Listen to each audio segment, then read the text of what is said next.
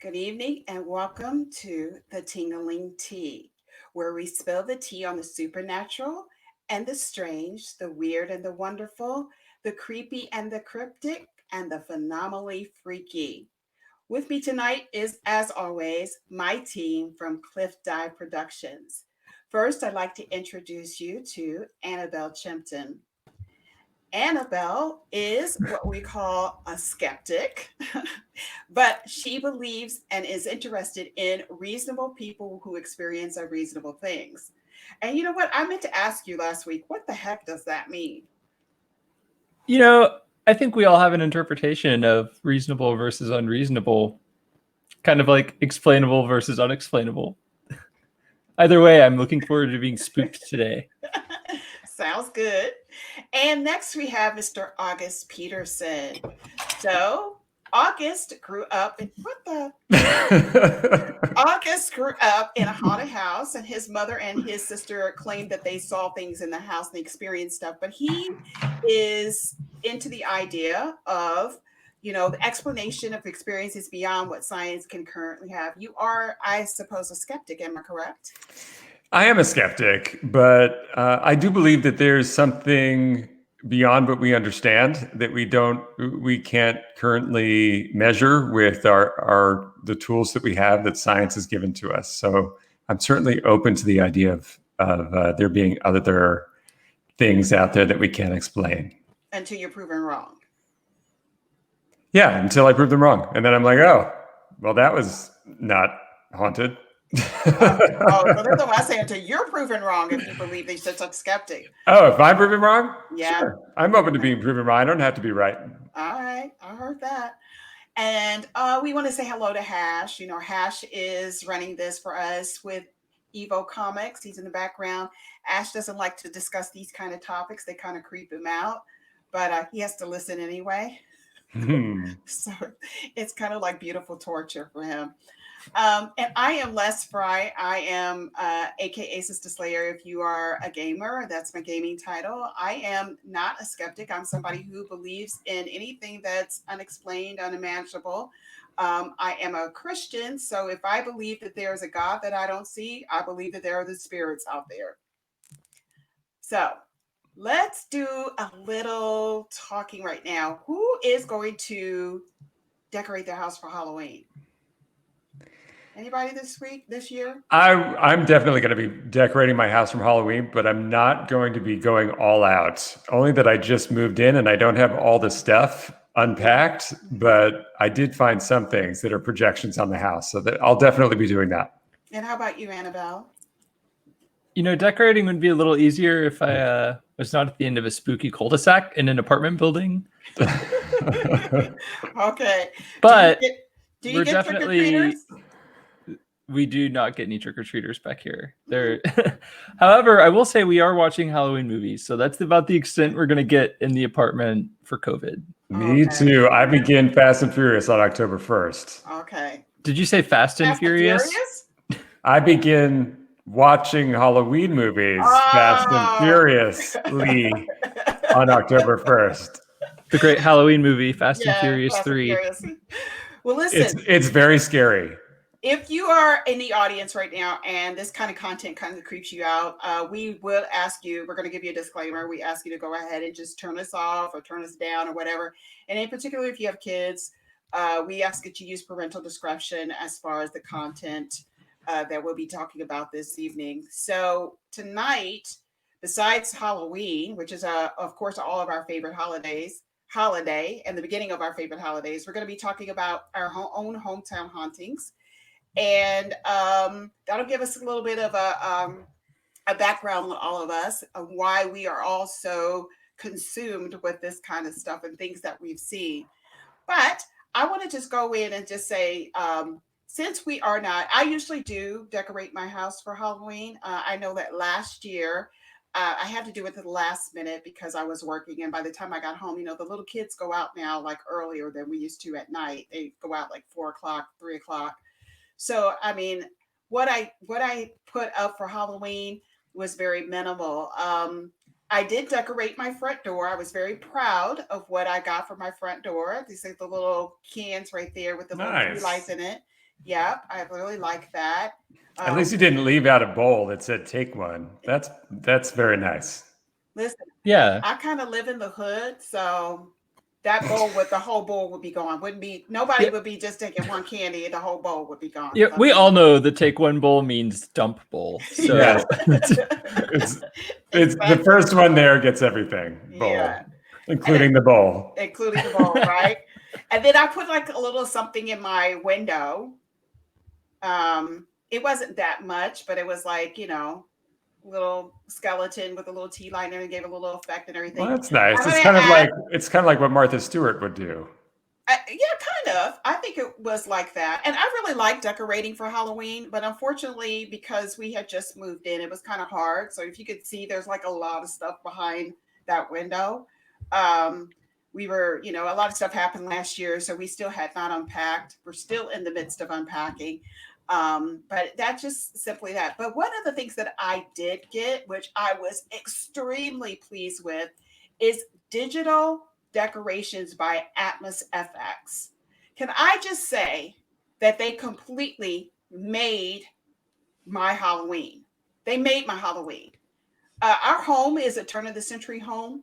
So this was like really perfect. There was a couple of things that I did purchase. I got it off of Amazon. It's a little CD, but you can actually download it digitally. I put this in my, window, and I am telling you, but even before I did that, I kind of viewed it because the one was a little too scary for like the little kids and stuff like that. My cat, Madison, she absolutely loved it. I mean, Oh it my had her God. attention. Look at her. She just was just watching it.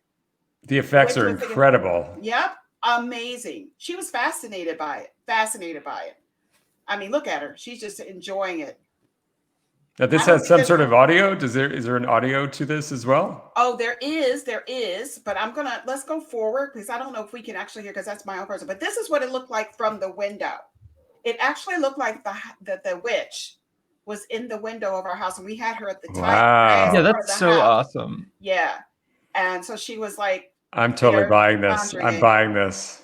But this is what it looked like from the window close up. Take my money. Yeah.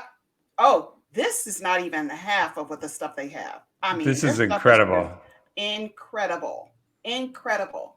I mean, that alone is the whole entire decoration for your house. But if you really wanted to go like full blown haunted house, they have so many things that please anybody that's into this kind of things that's setting up their own haunted house. They have spirits, they have axe murderers, they have old time vampires and Frankenstein, they have skeletons and pumpkins that sing. I mean, it is just amazing. I am completely pleased with this, and I even think that I'm going to get them for the Christmas decorations. Atmos FX completely made my Halloween this year. I feel like Wow. the possibilities with that are just endless. Yeah, Like, I actually have some footage of what they did. I think every year they have something what they call sightings, where they find people who are using their special effects, and they actually highlight them on their webpage. So this particular footage is from Bill Hartshorn in Geelong, Victoria, Australia.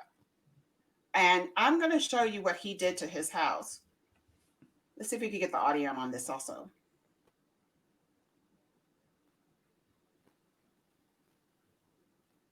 Hash, do we have any audio on this? Let's see if we can get audio. Because that actually adds to the effect. So what we just saw was on his house. Like we were standing in front of his house looking at his house. So what you do is you can either purchase their green screen. They have a white screen, literally. They put. Oh wait, we got audio. We got audio. Yeah. This was on the top of his house. Oh, cool.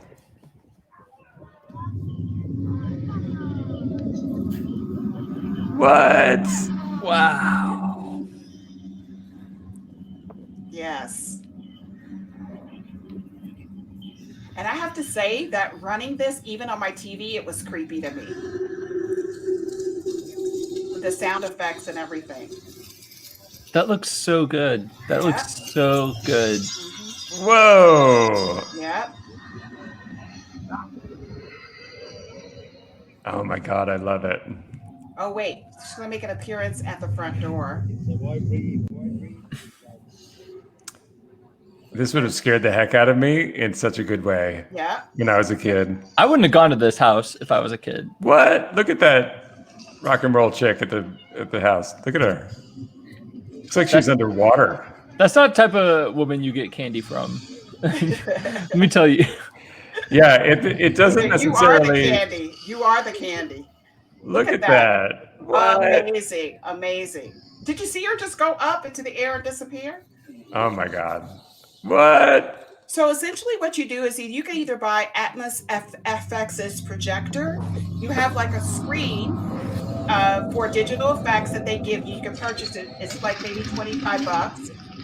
And you spread it across your window or your door. And then you superimpose the digital footage onto that. You could even do it on like a white wall and actually see like things coming out the wall. You could just put it on, if you're having like a house party or something, just put it on your TV. It's really, really amazing. I'm totally doing that. Look at her. I have an idea for this. This past year, I built a smart mirror, which is like a two-way mirror with a screen behind it. You could totally put one of those ghosts coming in the mirror on that. I think you should try it, and I love it. And don't tell anybody you're doing it. I'm not going to, unless they're standing right next to me, but I don't see them at the moment. Yeah, film their reaction. Yeah, and then we'll use it here. Yep. It's like when my parents are visiting, and I put that mirror in the bathroom. Oh my gosh, that's horrible. But I want to see every bit of it. You better film every bit of hidden cameras everywhere. But anyway, I just think that they are just amazing. They are just really amazing. But I feel that it is worth it to purchase from Atmos FX if you don't have any decorations or anything like that. I think that you'll be definitely the middle, because our house sits like in the middle of the street. You are the attraction of that whole entire scene. And this year, I only put it up for one night, but I think that I'm going to put it up for the whole entire week before Halloween, so that it's running, so that people, when they drive down the street, will actually see it. I'm a little scared to do that at this house because I live near a heavily traveled road, and I feel like I'm going to cause some accidents if I put something like that on my house.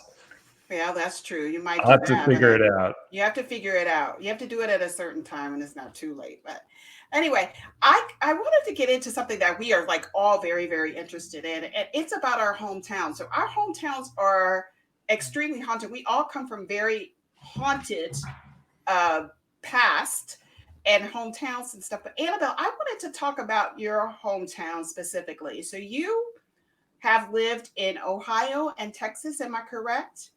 Oklahoma. I always want to say, hey, Midwest is Midwest. Hey, Midwest is Let me Midwest. tell you, there is a big difference between Oklahoma and Ohio. And I don't even think that our states touch each other. So I don't know why. One of us might be on the Great Lake and one of us might be the Great Plains. The Great Plains is Oklahoma. Yes, it's Oklahoma. Yeah. But tell us There's a whole musical. There's a whole Broadway musical about it. Okay, I know that. But we said, Ohio is the place. So tell us a little bit about your hometown. I'm very interested in hearing about this because we often talk about where we come from. I mean, we try to top each other who has the scariest stories about their hometown, but I want to hear about yours and I want you to share with the audience. Yeah, so I grew up in Edmond, Oklahoma. It's a suburb of Oklahoma City. Mm-hmm. And we won't get into it today, but I did grow up in a very haunted house. And I hope one other day we can spend some more time on that. But we had a couple of really kind of freaky locations. And obviously growing up there and going to high school there, these were the local haunts that we would, sneak into. Mm-hmm. I also lived in Texas for a short while. And we will show this in just a little bit. It's about a haunted bridge that is also very dear to my heart. So these are both places that I have visited. And this first one in Edmond is actually an abandoned circus. So disclaimer, this is private property. You're not supposed to be on here. And I have many people that I've known that have gone and have run into law enforcement because it's a local spot that people try to go into. So I wouldn't recommend it. Wait a minute. Why is it private? Who owns the property?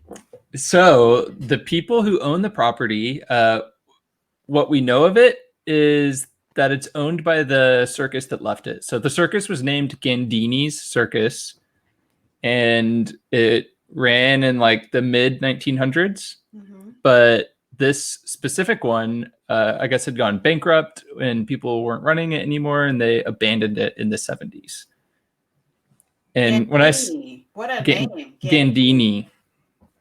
So when I say it's like been abandoned, it's like they got up and just left it. You can still find memorabilia there, like flyers and cups and chairs. When I went, you can still see like the large animal cages where they kept like the cougars or the bears. I think it said in the 70s, they still had a number of like elephants and tigers and kind of everything. It's a very harrowing experience.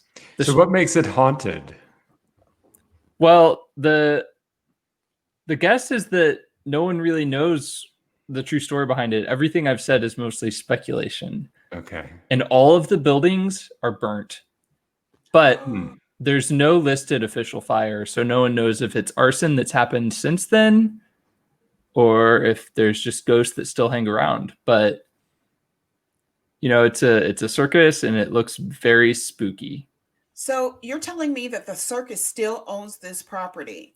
I think one of the descendants might still be the owner of the property, but it has been left totally untouched for decades. No one has been there. And then why do they not just level the place? That's what's so strange about it. Why is it not leveled? I'm not sure.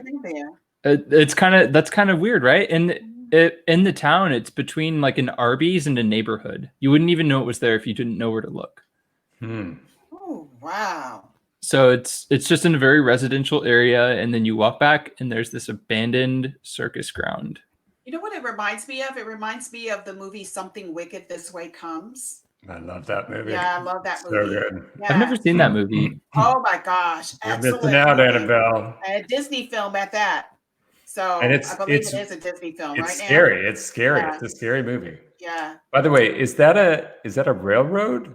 Is that what we're looking at? So they had some like sort of railroad tracks there. I'm guessing, you know, being a traveling circus, this was kind of their headquarters, that it would make sense that there was something that comes in and out. It is pretty close to the railroad in the town I grew up.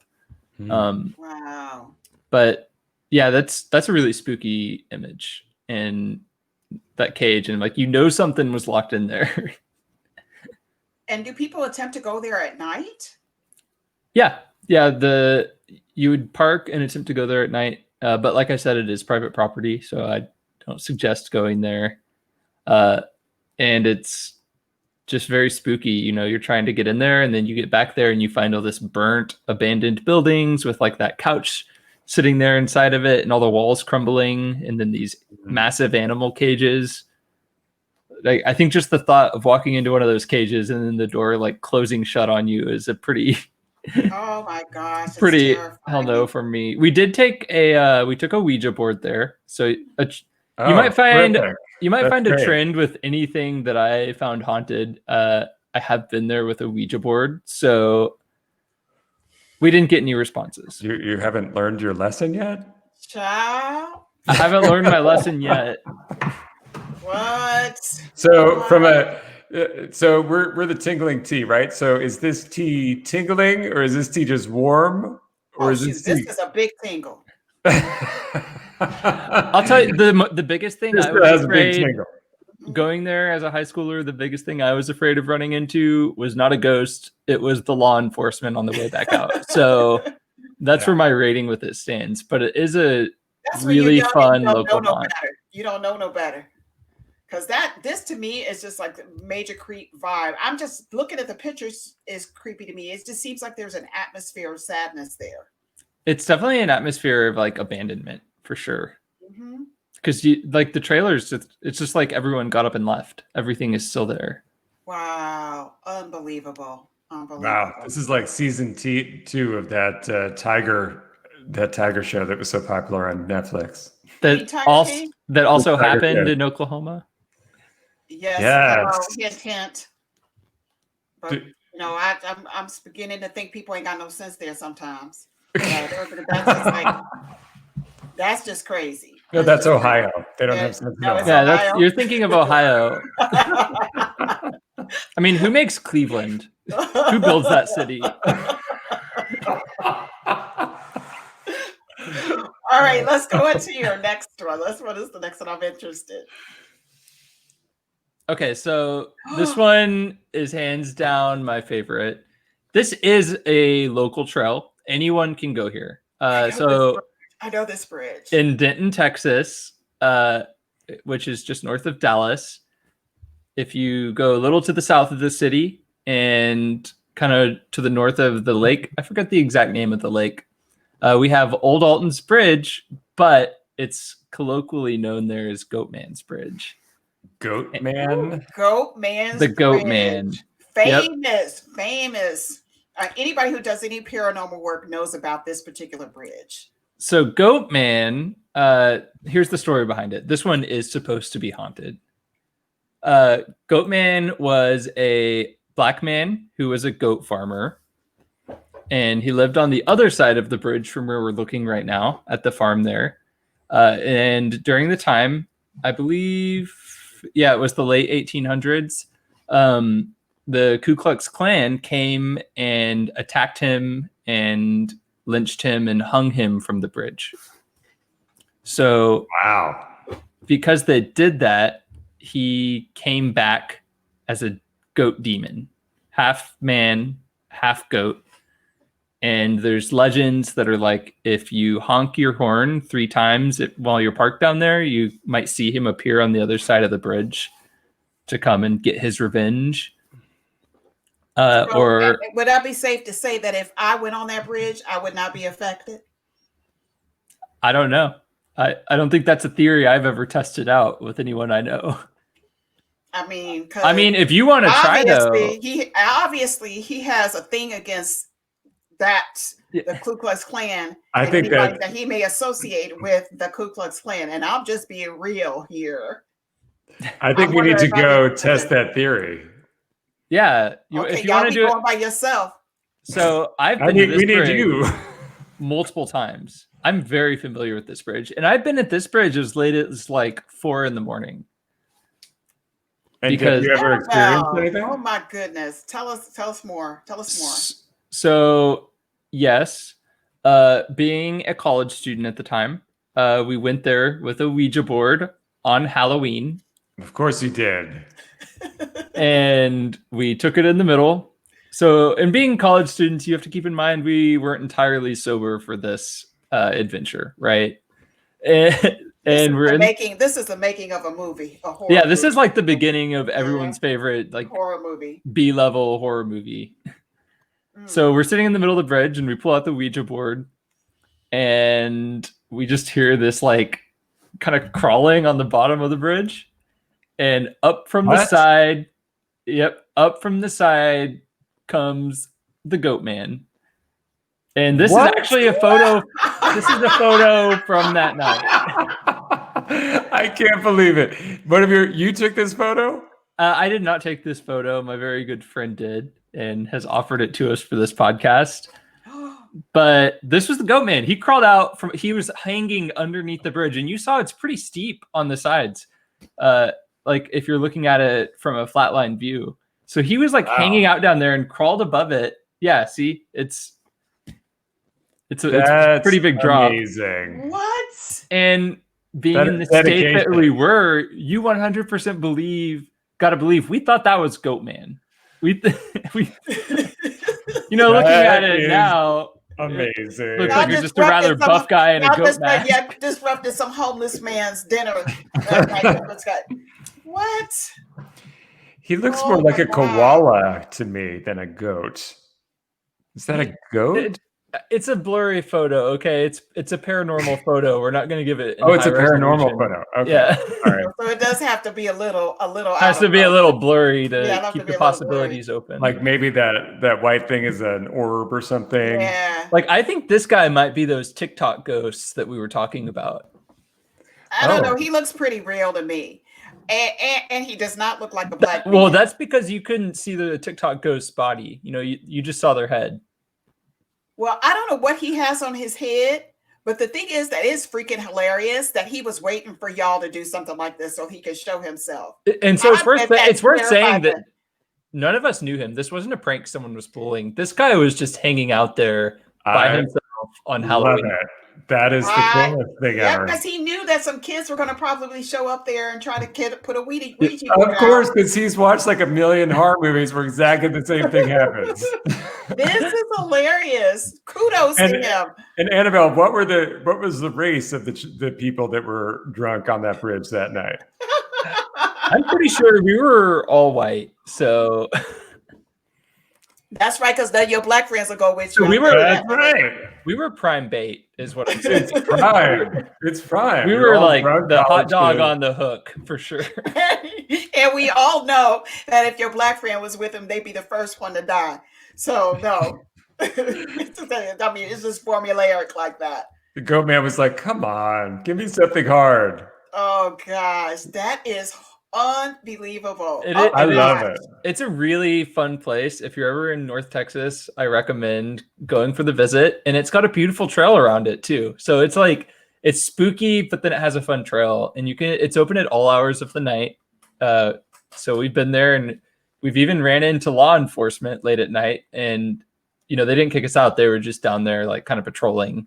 So it's somewhere that you can go late at night if you want to do some local ghost hunting by yourself. Totally. Wow. I'm there. Well, I've seen it often. I knew immediately what it was. I've seen it often on some of my favorite ghost haunting shows. So that's unbelievable. One of my favorite haunts that I visited a ton because it also had one of my favorite hiking trails during my time there. So it's just a really fun spot. And the bridge is old and fun. And you can also do pretty good fishing. Apparently, there's always people fishing off of it. So really, that doesn't look very like a fishable location. It is definitely a fishable location, but it is a Texas. That's a river. That's a river, right? Or it's a creek. It's a creek. Texas creek, so it looks really gross. Yeah. No telling. Those fish probably glow in the dark too. They might have goat heads. Right? You get some goat protein. All right. So August. Yes. Let's hear a little bit about your haunted hometown. Sure. Well, I'm really excited to tell you this story.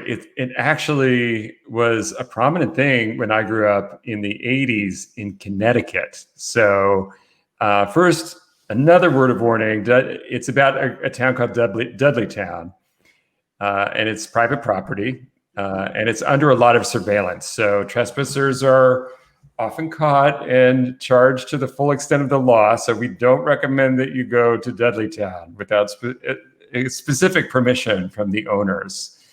So the whole town is owned? Well, let me clarify. So Dudleytown is not really a town; it's a settlement, and the settlement was abandoned at a certain time a long time ago, and I'll go into that in a second. But it's basically the woods with a bunch of old foundations, old rock foundations that you can see. So when I grew up in the 80s, you always heard about Dudleytown, and people would call it the Village of the Damned. And I never knew why that was. I was always hearing my sister, who was 4 years older than me, talk to her friends about going to Dudleytown and getting a Ouija board and hanging out and going to look for ghosts. That Ouija board again. Probably drunk. Yeah, probably drinking. And they drunk. Bunch of white kids. So it was supposedly a haunted, abandoned early settlement on the Housatonic River in northwestern Connecticut. And there were always, it was the 80s, so there were always rumors of satanic rituals there, which was really big in the 80s. And kids playing Dungeons and Dragons in the woods, aka Satanism. There you go. And as you walk through the land, so one of the sort of rumors were that it would get very quiet. You wouldn't hear the rustling of leaves. You wouldn't hear small animals. You wouldn't hear anything. It was quiet as you walk through there. So it got very spooky as you would walk through there. So the sounds of birds chirping would stop, and it was very spooky.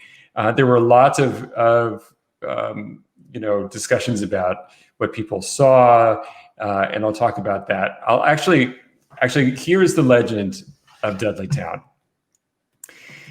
The Dudley family was allegedly cursed in England in 1510 when the family patriarch Edmund Dudley was beheaded for conspiring to overthrow King Henry VIII. So this goes back to the 1500s and connects to King Henry VIII. The curse put on the descendants of Edmund Dudley ensured that death and tragedy would surround them for generations. Now, with or without the Dudleys, Dudleytown seemed to be a magnet for freak occurrences. In fact, the town featured an unusual amount of disappearances and cases of insanity and bizarre deaths. So Dudleytown was founded by Thomas Griffiths, who was the first to settle the area, but it was 3 Dudley brothers who moved there a few years later for whom the land would be named. It was these brothers who also allegedly brought over the curse from England that has plagued the land ever since. The original Dudleys settled in what is Dudleytown starting in 1748 with people named Abiel, Barzillai, and Gideon. What's those names? Abiel what? Abiel, Barzillai, and Gideon. Those sound like demonic names. Abiel, Barzillai. Those sound like demonic names. Am I wrong? Those names are the creepiest names I've ever heard. They're creepy and they're old. Old, creepy names. So just throw an Annabelle in there and you have the trifecta of haunted names. There you go. Annabelle's thinking, yeah, exactly. Go ahead. Barzillai. Wow. As time went on, more families settled, and it included family names like the Hollisters and the Tanners. It was never an actual town. The name was given to an unknown date to a portion of Cornwall, Connecticut that includes several different Dudley family members. So Abiel was the first unusual death there and the first known instance of the curse. He died when he was a pauper, and he died a pauper, and he was said to have gone completely mad. In 1774, an unidentified epidemic struck the Carter house. This was a family that settled in Dudleytown, and it killed the entire family. A second Dudleytown,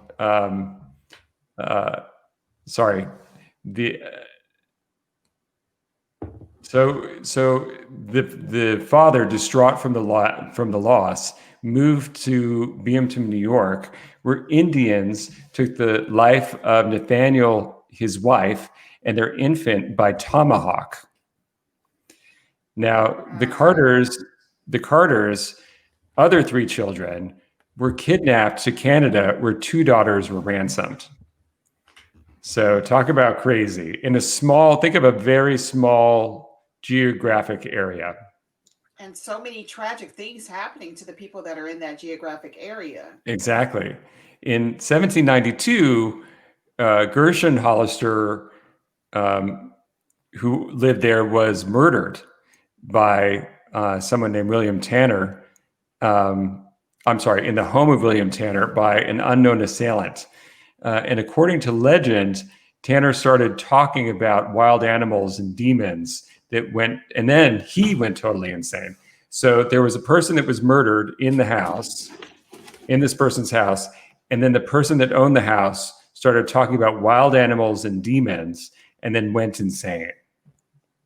So let me just ask this. So Mhm. he's talking about wild animals and demons, and Mhm. they believe that this particular curse came all the way from England. Who do they believe put this curse upon them? Because to me, this curse sounds more of something of an indigenous nature than that of somebody just cursing somebody from England. Because they were totally against anybody, doing witchcraft in England at that time. So I'm very curious about, was the land cursed that they moved on? Well, a lot of people think the land itself was cursed before they got there. Yeah, that's what I'm thinking. Yes. So a And they lot of just people made a think bad that. decision because the bad luck just followed them everywhere they went. Yeah. I mean, there is an explanation that people have come up with over the years as part of the legend that says that Edmund Dudley was cursed, and that followed his family over. But there's no evidence that says that anything happened between when Edmund Dudley was beheaded and when the family came over. And that was a span of 150 years. Wow. Imagine out of all the land in the United States, you have bad luck and pick the wrong land to settle Yeah, on. exactly. Of all the land. Like if they had gone to Ohio, it might have been a different experience. I hear better things about Oklahoma, I hear, actually. Oklahoma's, exactly. They were on the north What's this? leg from that crossroad.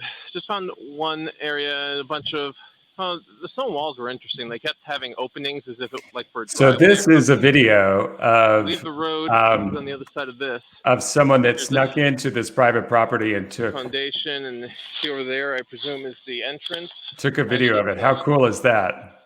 Burrow in the ground. So there's not much left to You go Dudley through Town if you walk through here. it. You don't really see very much. It looks It's like just a there was bunch of another woods. road over there. But one thing that I do that's notice, stone I wall. don't hear any birds. Roof. And it looks like there's a cliff face all the way. I mean, you wouldn't be able to see it with this. Do you all hear I'm anything? seeing some other kind of No, stuff. I don't hear anything either. Well, Anything that that looks definitely like a corner piece. signifies there's nature there? Kind of reminds me of old homesteads I've of seen cut on my trees. grandfather's land. Yeah, this is a famous Right. foundation that he just walked by. Famous for being, All right. I know the road is more to my right. I'm gonna go try to find that. Do we know if this guy got caught? Oh, is that we it? don't know if this guy got caught, but people get caught all the time. This is very heavily monitored. So What's the fine? What's the fine for walking on the property? last I heard it was like $100, but they ought to just open it up and monetize it. Yeah, they don't do that. I'll talk to you about that in a second. I actually have some information about that. I've been hearing some more birds. So, I think only a couple so more. he did hear some birds. That's interesting. About it. So why don't we turn off the video for a second, and I'll tell you a little bit more about it. So this has a kind of an interesting connection to George Washington too. So George Herman Swift, who had served under George Washington in the Revolutionary War, lived in Dudley Town. And in 1804, his wife, Sarah Fay, was struck by lightning and killed instantly on her front porch. Oh, Lord. Seriously? Yes. Yep. And the general himself went insane and died soon thereafter. I probably would too if that happened to me. I'm just saying the land is probably cursed. The land is cursed. This is all facts. These are things that are researched and real. The other thing, a gentleman named John Patrick Brophy was one of the last residents of the town, and many had already moved away, died, or simply vanished. Legend has it that his wife died and both of his children vanished in the forest just after her funeral. The Brophy's house ended up burning to the ground, and Brophy himself soon vanished into the forest as well. He and his children were never found again. Wow. And then, isn't that crazy? Well, you know what I have to tell you?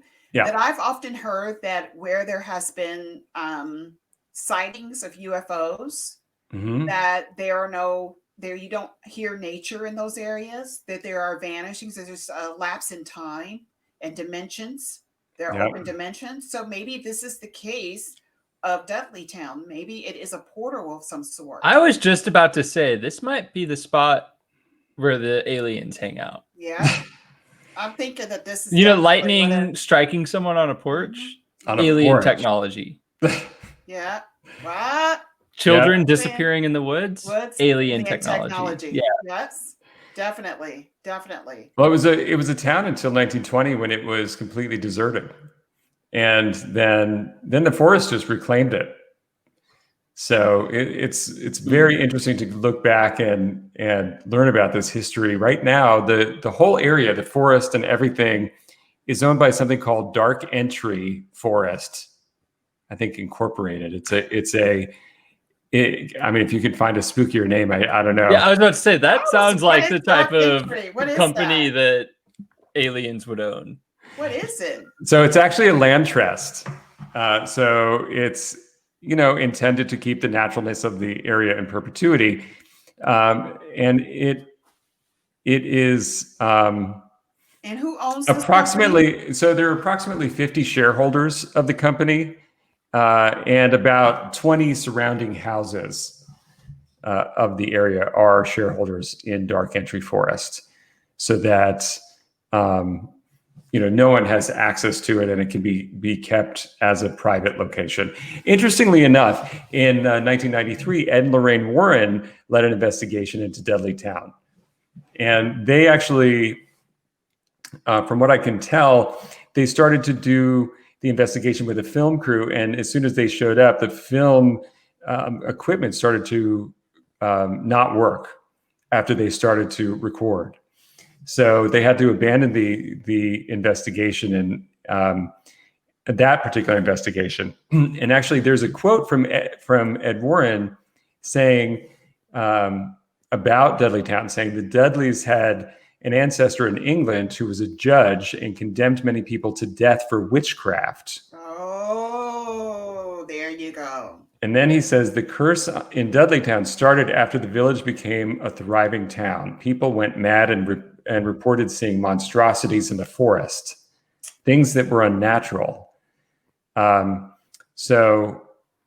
then he went on to say, Dudleytown is cursed in that it is attractive land with an aura of disaster. Everyone left the town. Okay, so that explains it then. Yeah, that explains it. And you're right, Les. There were rumors of UFO sightings.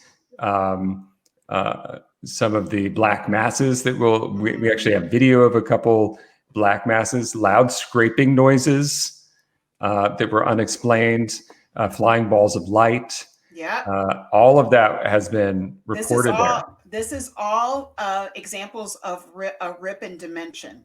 That is exactly what it is. Interdimensional beings and creatures. Yeah. That is exactly what this is all an example of. Yeah. Well, many people still choose to break the law and go to Dudleytown of course, the hopes of capturing a ghost or demons, or see those creatures of the woods that people talk about. Yeah. I think next I want to. What were you saying? Do you have footage of anything? So I have footage of one thing, which is, by the way, this is strange that there's not more footage of Dudleytown out there, but I guess it just hasn't been captured yet. Mm-hmm. But I did find some footage. I found it on a Dark Element TV on YouTube, and it appears to show someone that is looking or filming something in their backyard. It's something that's interesting enough for them to stop what they're doing and film a particular area in their tree line. Now, this is supposedly filmed in the surrounding woods of Dudleytown. But if you look and focus on some of the trunks of the trees, you'll see what looks to be a dark mass pass by. So let's take a look.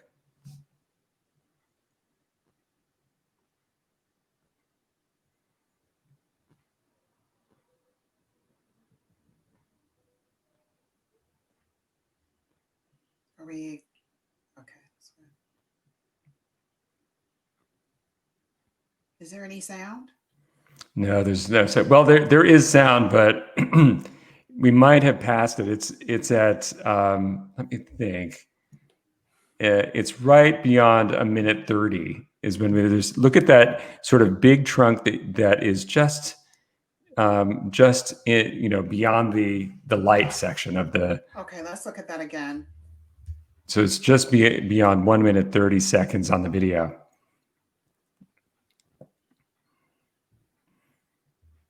I think Cash is probably loading it up. As he's doing that, so this was a big deal where I grew up. A lot of people talked about Dudley Town. A lot of people got, caught by people. Okay, let's take a look.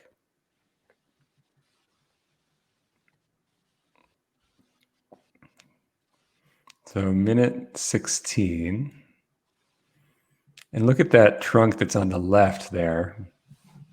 And look for it to get dark. Okay.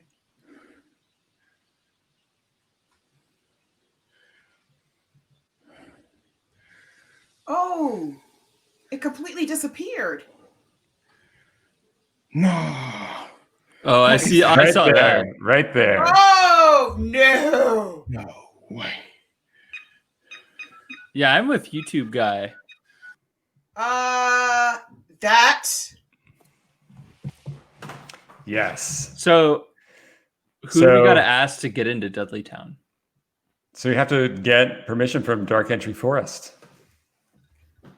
Good luck. Many people have tried. They just don't want people there. I mean, honestly, I've done some research into Dark Entry. It's not a Scoopy.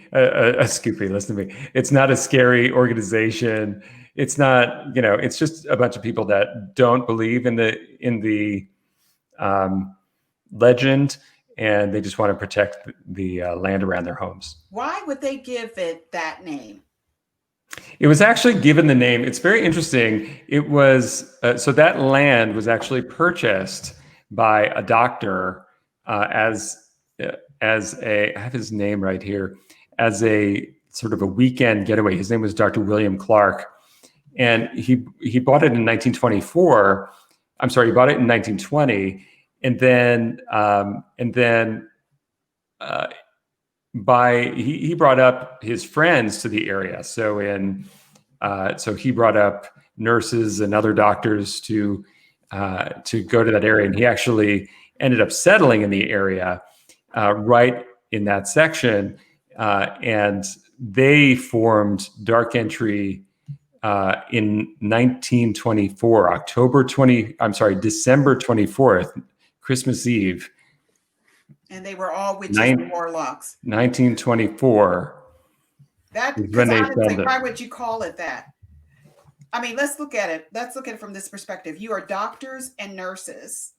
You deal with things every day that are, tragedies and triumphs. Why would you call a place Dark Entry? So it's been a conservancy, a land conservancy, since 1924. Well, definitely Dark Entry is there because we see black figures there. And to me, anything that is void of light, black figures, it denotes demonic activity. So absolutely, It's really one of those, like, how do you do, fellow non-believers moment, but we're also going to name it Dark Entry. Yeah, exactly. Name it Dark Entry. What is this? I don't. You know what? I think Dudley Town would be horrifying to walk in at night. Yeah. Oh, definitely. And I think it might be more scary to encounter something spooky there than I would think it being scary to run into law enforcement. Yeah. So that's you might want to run into law enforcement after you're at Dudley Town. You might be shouting for it. I don't know. So what's the tingling rating? Did that tingle? Tingle, yeah. I would say top tingle. Top tingle. Top tingle. I'm gonna say tingled for sure. Tingled, definitely tingled for sure. Excellent. I like a good tingle. All right. I don't know if I feel comfortable saying that in my rating. It was spooky. Yeah, that's very creepy. That just gives me. I mean, that actually makes the hair stand on me, and I don't have very much hair on my arms. It made the hair stand up on my arms. Yeah. It was. So, It's. There's nothing to play around with, quite honestly. well, obviously. Yeah. So I'm going to highlight my hometown. Oh, good. So I was born and partially raised in a haunted town. It's called the most haunted town in America, and it's called Alton, Illinois. And it is the hometown of some very famous people, one being Robert Wadlow, who was the tallest man in the world. Okay, that's, him with his family. And Wow. Robert Wadlow, incidentally, from what my grandparents used to tell me, is that he was really did not like black people, and he used to push black people down the stairs. That he was a racist, and he was real mean. Mm. So I'm sad to shatter the bubble for everybody, but the man was not a nice man.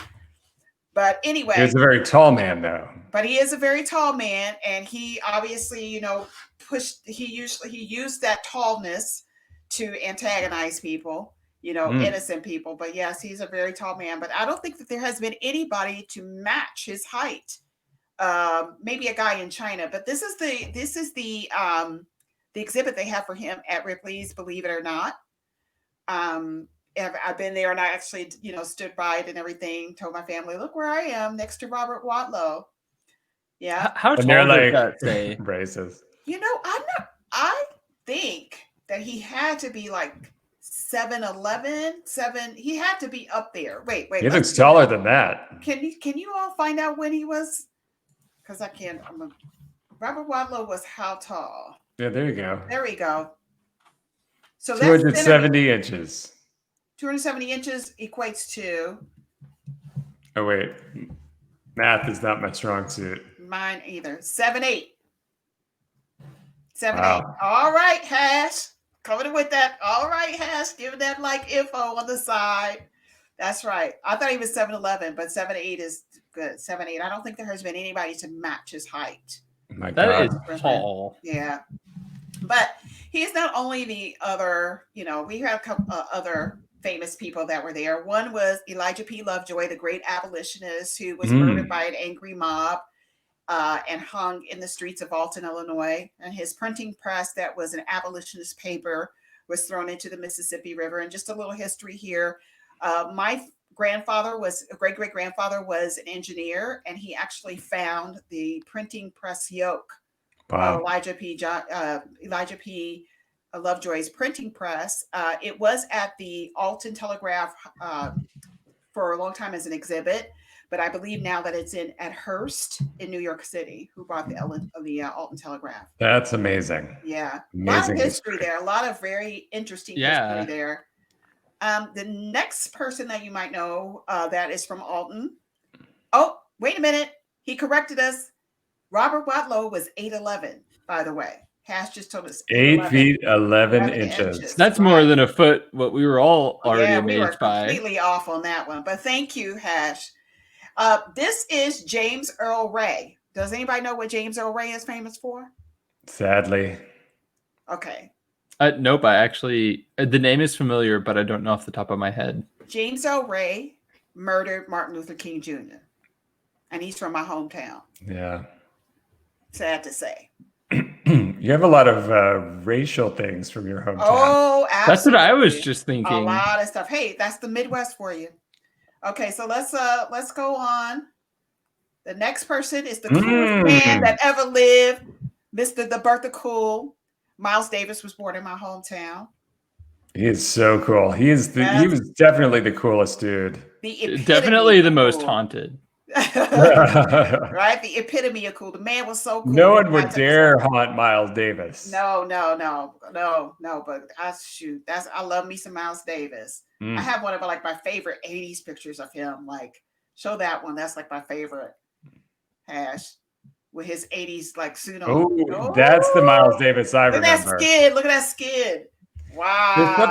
There's some really famous photos close up of his skin that are just it's amazing. He just radiates. It's incredible. Yeah. His skin is ebon alabaster, and he got those high cheekbones and stuff.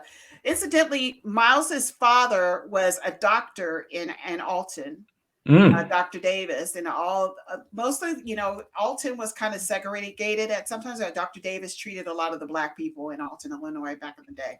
Wow. And then they moved to East St. Louis after that. But the strange thing about my town is that it is next to the Mississippi River, and it's about 18 miles from St. Louis, Missouri, and it was established in 1818, which is really pivotal. That's a very pivotal point there, because for years Native Americans had lived on that land, and they lived on the bluffs, and the bluffs in Alton are made out of limestone. So there's a lot of limestone bluffs there. A lot of strange stories about the Native Americans who lived there, and some cryptids even, which we could get into later on. But very famous existence. So these are one of the bluffs. These are the bluffs going down the river road, going towards Grafton, Illinois, where a lot of people go and they get their fish, and they have like a little that's sitting like down the there. shot of driving into the like beginning of a horror movie. Is you see Exactly. those bluffs, and you see those bluffs, and they have a lot of caves there that have these huge caves in there that people have gotten lost in, and sulfur springs that actually lead into the Mississippi River. So I remember my mother telling me that a boy from her school was swimming in one of these sulfur springs and actually got washed into the Mississippi River and drowned somehow, some way. Horrifying. Yeah, a lot of endless pools, sulfur springs and pools there. Strange. Did you used to drink the sulfur water? No. But what I do remember when I used to drive no, we don't drink that. It has a smell to it. I drink. So my family's from Sulphur, Oklahoma, which has a big sulfur spring. Sorry to take off course, but sulfur water is pretty good if you like the taste of egg after the taste of water. I'm horrified and disgusted by this. Yellow. Welcome to the Tingling Tea, where we talk about horror topics. Oh, no. I wouldn't drink it because I'm Annabelle, and this is what sulfur water tastes like. No. Water and egg. That smell, no, thank you. But what I do remember is that the pools, the sulfur water pools, would reflect on the rock, and the rock would be like a yellow, like a shimmering yellow. So it's very spooky looking. Is residue that it leaves behind. Yeah, it is a very scary effect, and imagine it being in these big caves too somewhere. But that'd be cool. Alton is actually known for a lot of things, like the Lincoln-Douglas debates and the Underground Railroad. There was like a transition point for people escaping the Underground Railroad. It was established, like I said, in 1880, so most of the houses there are actually from that century. So turn of the century homes is what you'll see there. You'll see nothing that is before the 1800s. All the beautiful, beautiful homes in Alton, Illinois. Ooh, look at this one. Just gorgeous. And a lot of it is going to decay right now because it's probably very hard to maintain these homes, especially right now, people not working and stuff. I do know that the population has declined a lot. I think in 2010, when they did the last census, it was like 27,000 people lived in the town, and now I'm sure it's less than that. But these homes are really hard to maintain. A lot of it is rented out to renters. But if are they haunted? Yes, there are a lot of haunted homes in Alton. And let me explain to you why there's a lot of haunted homes in Alton. But the one I want to just specifically talk about, the one place that the one reason why Alton is haunted. So Alton, a long time ago, was the place of a Confederate prison, and a lot of atrocities happened at this prison. When the Civil War was over with, they basically took all the prisoners out that were still alive there, and they completely demolished the prison. Now, limestone is a very expensive rock. So the wealthy people took the pieces of the Confederate prison and they used it to build their homes. Oh, wow. The interesting thing about limestone, if you know anything from, any type of paranormal research, is limestone has the ability to retain residual hauntings. And this is one of the reasons why Alton is so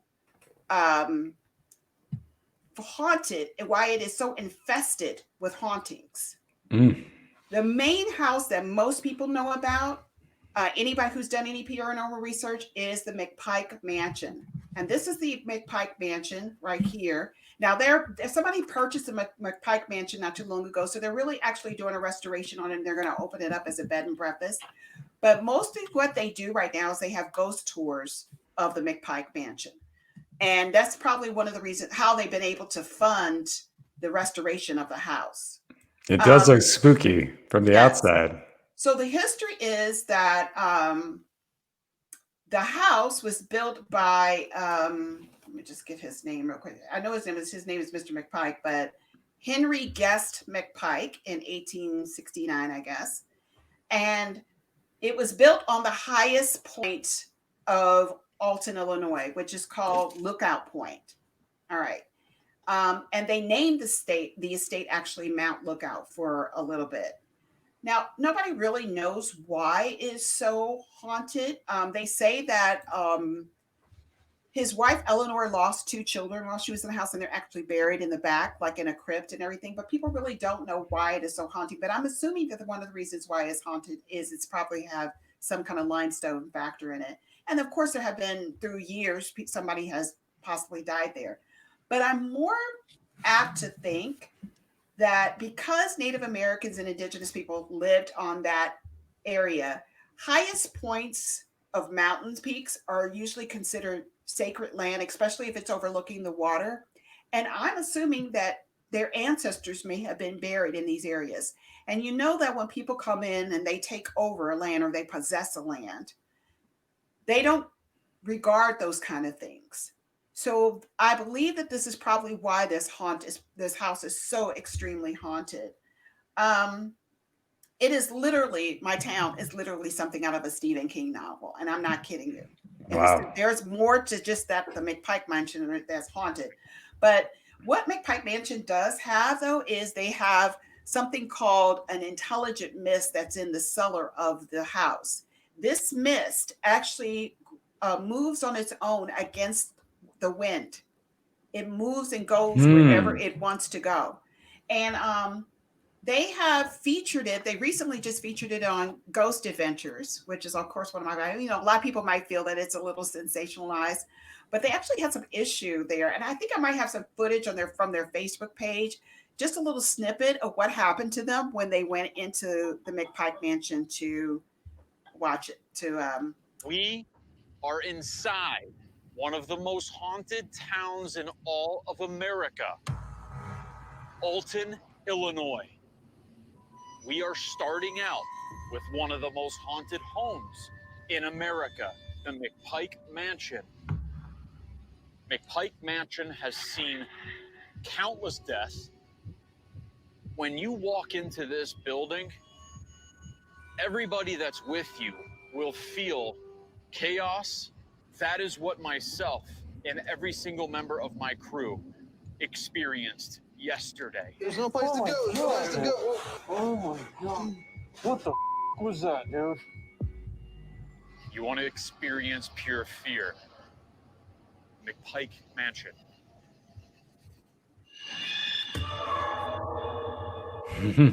So they've gone there, as well as it's been featured on the most scariest places in the earth. It's been featured on that. It was featured on Ghost Lab. I mean, everybody goes there and does an investigation one time or another.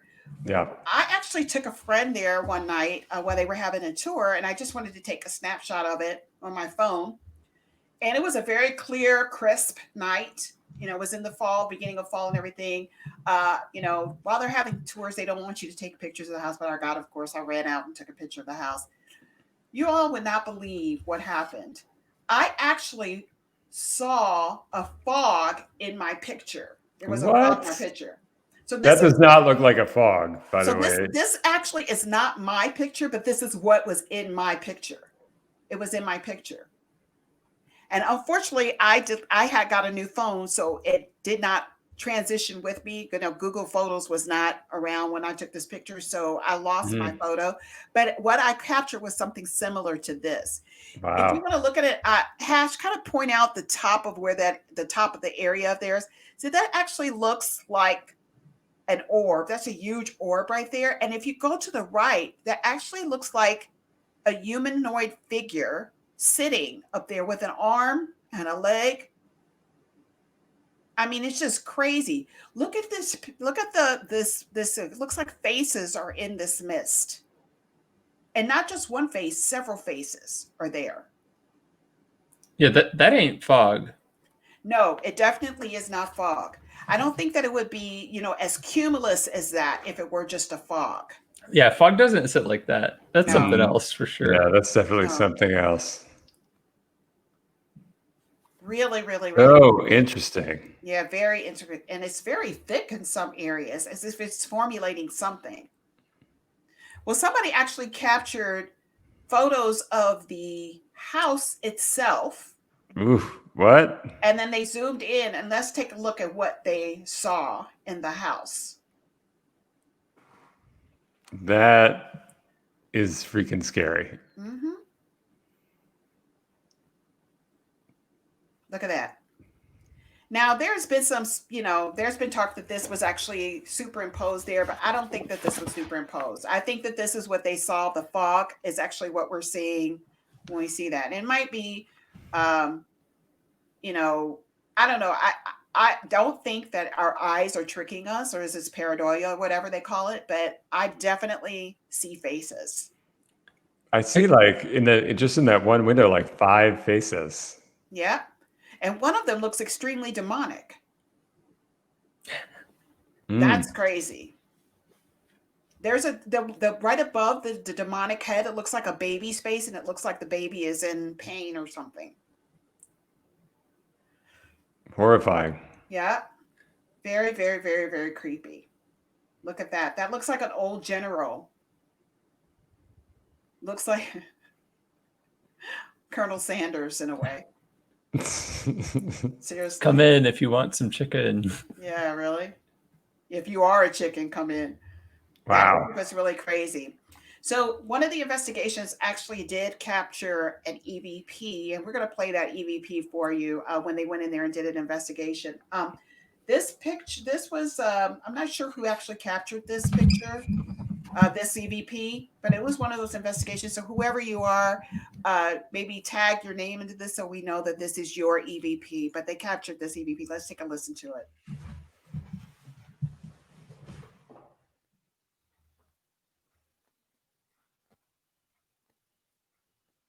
Tell us your name.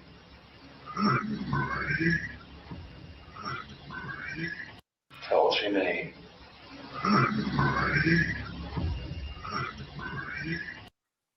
Tell us. Okay.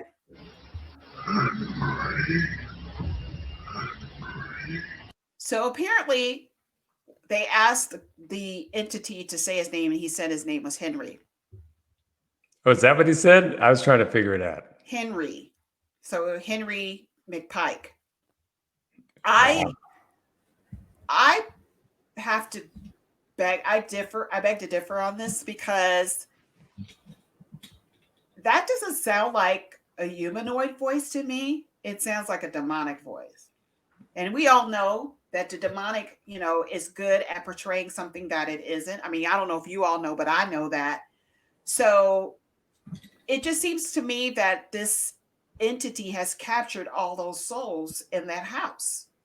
And it's making people think that it's Henry McPike, when in actuality it isn't. So it's keeping up the appearances of being Henry McPike, but it isn't Henry McPike. Because none of those faces look happy to me. So you're putting money on demon, is what I'm saying. I'm putting money on major demon. And when looking at the Ghost Adventure episode, which incidentally you can find the episode on YouTube or some other streaming network, you can find it. They believe that it is also a demonic haunting based on the evidence that they captured that night that they went to McPike Mansion. They have been asked by many of their fans to go back and do more investigation at McPike and other areas in Alton. So are the people that are doing the bed and breakfast or whatever they're doing, is this like stay at the famous McPike and get scared? Yeah. I mean, there's a lot of people that open up haunted houses as bed and breakfasts, and they do that. It's a huge, tourist spot. People just go there and everything. I doubt very seriously that I would even want to stay in that house. Yeah, it doesn't seem attractive to me. I mean, to go to especially with Henry. I know exactly. To go to Alton and do a day trip, and it's very famous. Alton is known too for its antiquing. It has a lot of antiques there. It is a beautiful, enchanting little city. Um, there's so much to do, just as far as sightseeing, right around the Mississippi River. It's Hmm. a gorgeous little city, but it is extremely haunted. It's just a Wow. strange place, a I very think strange place. I think we need to all take a trip there. Yeah, that's what I'm thinking. I think we need to get some like live on the ground action video. I agree. Let's do that. We'll stay at Les's family's house. Yeah, we can put a Do that. GoPro on Les and send her inside by herself at night. No, no, no. I'm not going to that place by myself. Absolutely not. I mean, I'm curious about it. I've never been there and I've only seen it from the outside, but it's been famous as long as I've been there as a child, as long as I can remember, that house has been famous for the haunting there. Well, look at it. It looks like the Psycho House. Yeah, it It really does look like does. the Psycho House. But imagine how grand it was in its day, you know? Yeah. Yeah, it was probably a very beautiful estate. So what would you say? Would you say that, and I'd like to feature some more of the hauntings of Alton at some point, but what would you say? Do you say that this place is tingling? Extra tingle? What would you say? I give it an extra tingle because those photos were creepy. Very creepy. And the EVP was creepy too. Yeah. What do you think, Annabelle? I'm not convinced yet. You're not convinced? I'm not convinced yet, but I'm willing to like give it a little bit of a tingle. You know, like I'm A little tingle. Just a little tingle. Like I would be down to go inside of it, and I think I would find it scary, but Are you going to bring your Ouija board? everything, I'll put it in a backpack. Oh no. Oh, Look, no. I've done scarier houses in the Phasmophobia game that we highlighted last week. I can do anything now. Okay. Actually, I would love to get footage of you playing Phasmophobia. We're going to have an episode where you're actually playing and you're walking us through your game. I did experience it with him. He shared shared the screen with me, and I tell you, terrifying, terrifying. I love it. Annabelle couldn't really concentrate because I was too busy screaming. Like a black person at a movie. That's what I was doing. Horrifying experience. Yeah. You know how black people talk in a movie? I was doing that. Oh, don't go in there. What are you doing in the middle of the pool? Oh my goodness. That's exactly the kind of game I need to play. We're gonna show some footage. Annabelle, we're gonna have you actually play the game at some point so that we can see. But I mean, it really simulates a true investigation. The questions that you have to ask, the equipment that you have to use. You feel like Ghost Adventures. You really do. You really do. The only difference is that you can't run, and that's a problem. And it's in beta, right? It's in beta. Like, can anybody do just released? You still have to pay to play, so it's on Steam Early Access. Steam Early Access. It's on PC only right now. Yeah, I'm totally checking it out. Yeah. So listen, this month I thought that it would be, we reach a lot of people with this programming, and I think with this type of programming, we need to highlight something that information that probably does not get out there, very often, that for people to see. But I have to tell you that I have a heart for missing people. I am particularly focused on missing women who are indigenous, which seems to be an epidemic right now, but just missing children, just missing women, just people who are, missing and their loved ones are, waiting for them to come home. So I wanted to highlight a missing person in this particular episode. And I think on going forward, we will also highlight other missing people out there because we just want to get the word out there that these people are loved, they're missed by their families. They may be out there. Maybe you can help find them. You might have seen them, give information to the FBI or the local authorities. But I wanted to show a picture specifically. This is Carly Lane Gousset. She's now 18 years old.